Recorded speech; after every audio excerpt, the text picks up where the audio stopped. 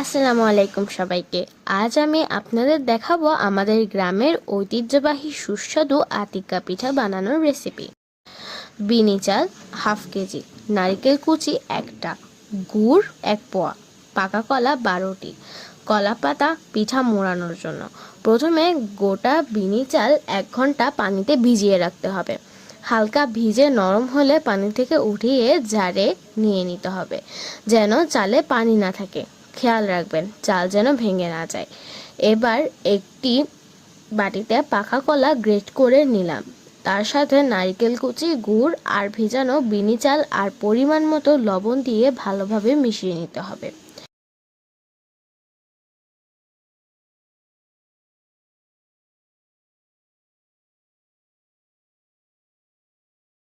এবার বিনি চালের মিশ্রণ কলা পাতায় রেখে সুন্দর করে মুড়িয়ে নিতে হবে।